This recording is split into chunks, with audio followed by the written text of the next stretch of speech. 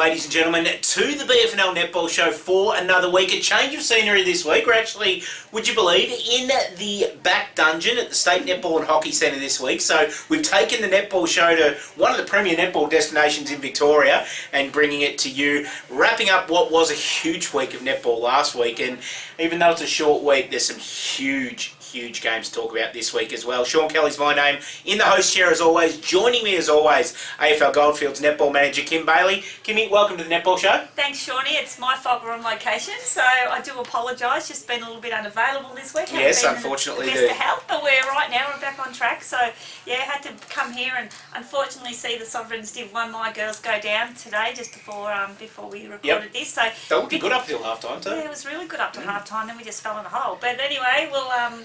Yeah, some great games, some really interesting results over the weekend as well. Yeah, there certainly was. And I suppose the most interesting one that we'll look at, talking point number one this week, Darley defeating Redan and really just throwing a cat amongst the pigeons when it comes to the top six. Now, Redan, with that loss, fall out of the top six. We saw the run homes last week on the show as well. Their run home now, they play Sebastopol this week, they play Lakers and they play Ballarat. It possibly couldn't get too much harder for them. Yeah. That loss, and really after half-time, they capitulated. They did not play good netball at all, and they let Darley dominate the ball. That could end up costing them. Yeah, we said that was the defining moment, didn't we, last week? We said this could be the defining moment for Redan's season, depending how they rebounded back. We also did say that Darley, don't be underestimated. Correct. Because they've had some really close close margins on those games against some big teams. So really great effort by them. And you know, it's most probably a really great reward for them. Yeah, definitely. They've worked really hard.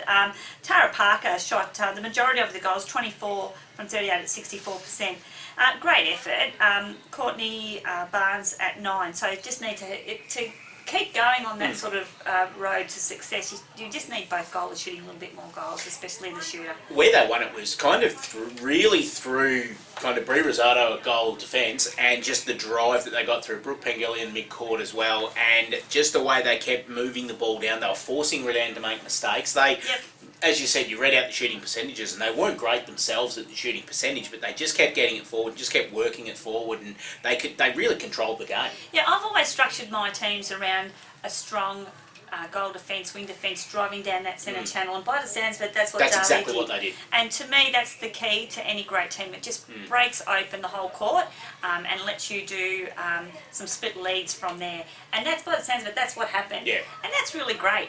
I must say, Shawnee, if you have a look at the BFL Facebook page, the pictures from that game that you took were sensational. So Thank you. Have a great look at those. And we did have a couple got removed during the week. Courtney Barnes wasn't happy with a couple that were taken of hers. Well, I did love the one of Marika Barnes stomping across the court. Love it, Marika. It was just her in action. So. I'll get in trouble for that one too, don't that you was worry. sensational. But yeah, great result by Darley. Very actually, I'm pretty proud of them. And yeah, and they'd be disappointed, Redan. I know Talia. I've had a chat to her, and she thought it was a game they could win, and they just let themselves down. So it's a real testament to them now to see how they rebound back. It was basically that we need to clone Emma Henry game, because if they had an Emma Henry in goals, which they did, but they had another one in defence, it might have been a different story. Yeah, Ruby Parry's back this week. She is. Tasha Dack played a quarter on the weekend, so she'll be better for that run. Yep, so I think having Ruby back is the key, actually.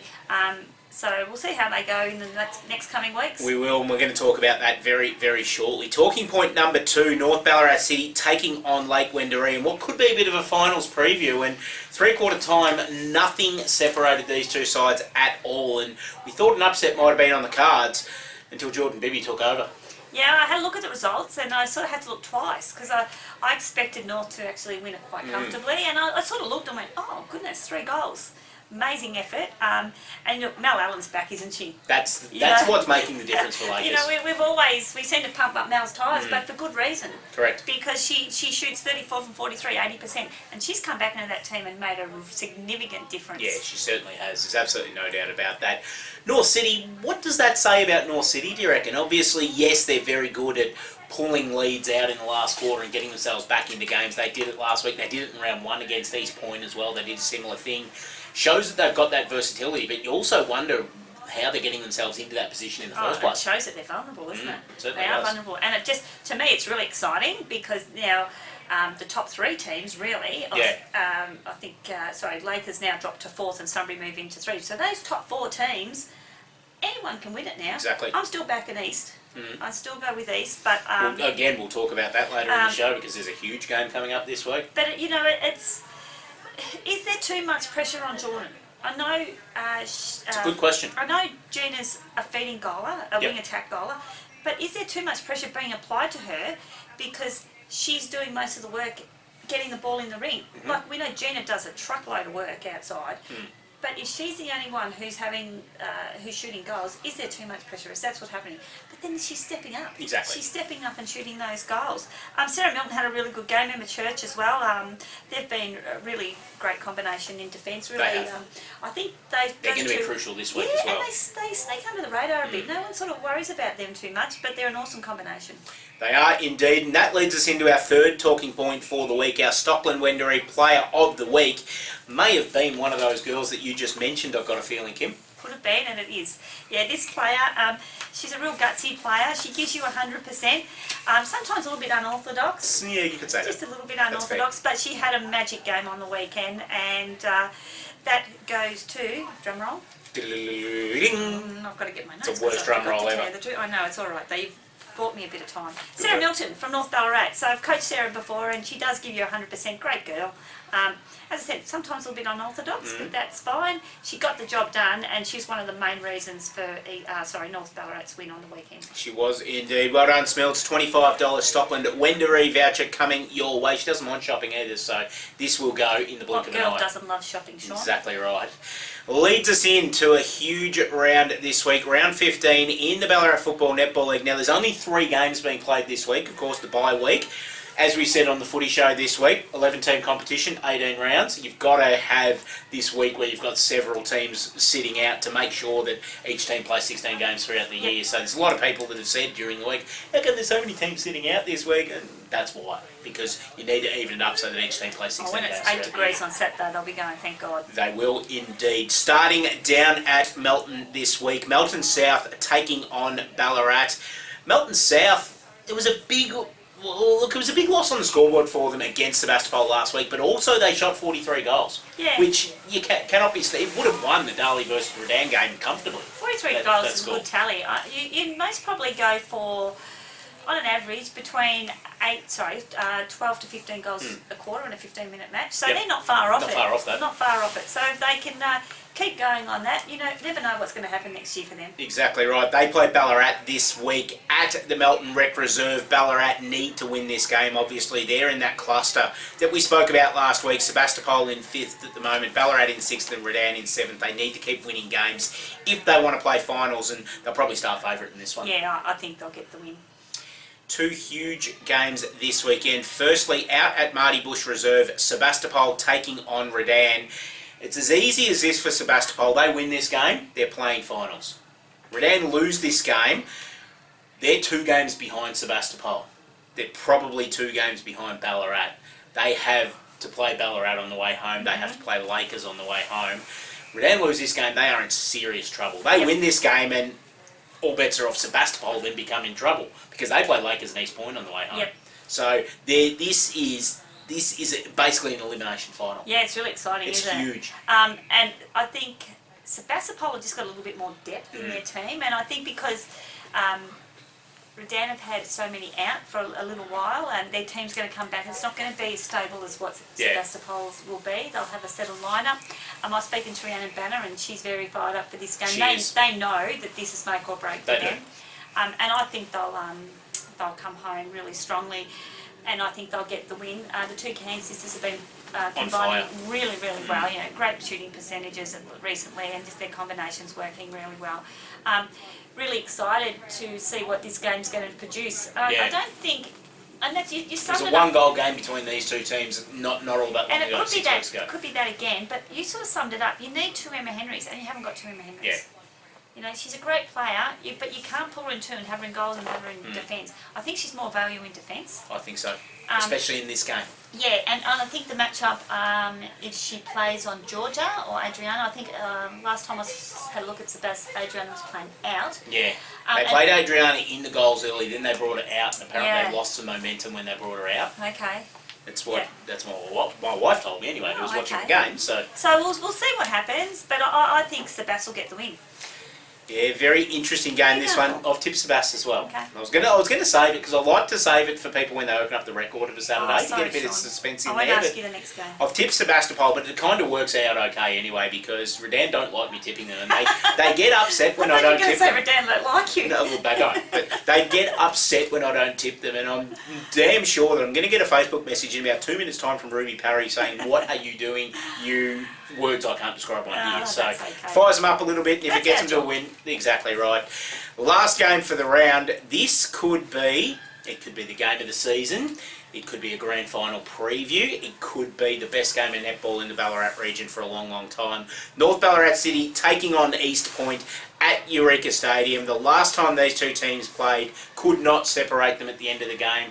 Draw. Since then, neither team has lost a game. They're absolutely flying. Quite rightly, both of these teams head up the line of betting that says premiership favourites on it. What a game this is going to be. Let's hope it's not a flop. Let's hope so. And I don't. We've built it up. I don't think it will be. Yeah, I don't think it will be either. It's these two teams undefeated. A draw last time. What can you say? Be interesting to see if Kate McLeod plays this week. She didn't play last week. Yep. Hasn't played for a few weeks, I don't think. She's a key to this game. She is, because she's the one that would take Jordan. Yeah, for sure. And you know, she's a championship player. So she's very experienced. She's probably floating around here somewhere outside. We'll probably go and find her. Yeah, she's she can work the big player. She can work the tall. She knows how to position her body. She knows how to use her feet. So she'll be vital. Conversely, Jordan again will be essential. Exactly. The interesting lineup matchup they'll be looking for is Emma Dew and Sarah Milton. Yep. I think that'll be really Lauren Dew and Sarah Milton.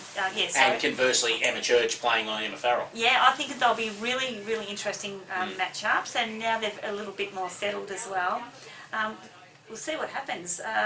Yeah, I can't wait. Lozzie Atkinson playing on Stacey McCartan. Yep. Ooh. So it depends if Loz drops into the centre though. She's been playing... Liv Jones and Sasha Veldhouse. Yeah, there's matchups everywhere, isn't Everywhere. it? So I know Sasha's still been a little bit injured, so she's still trying. I think she's nearly back to full form now. Someone's making faces at you there. Yeah, that doesn't surprise me. Another Ghostbusters movie's come out, I think, hasn't it? Another vacant kid that's the just Michelin dropped Man. in. So yeah, I can't wait to see the result. I might pop up. We'll see how I go. Very good. But yeah, really interesting. I think these must probably be the two teams to play off in the grand final unless there's a major upset somewhere. Who are you tipping this week? I'm going East. East as well for me. I just feel that East... It's hard to tip against North City, but as you said earlier in the show, I think they've shown a bit of vulnerability in the last week against some good... And earlier in the season against some good sides. They've come back very, very well. I just think East are priming themselves this year. As we've said on this show before, if they don't win it this year, this is their best chance. Both teams are extremely well coached. Yes. So it could actually just even come down to a battle of the coaches. And whether Sasha plays, I've spoke to you guys about this before, how hard it is to be a playing coach. Yep.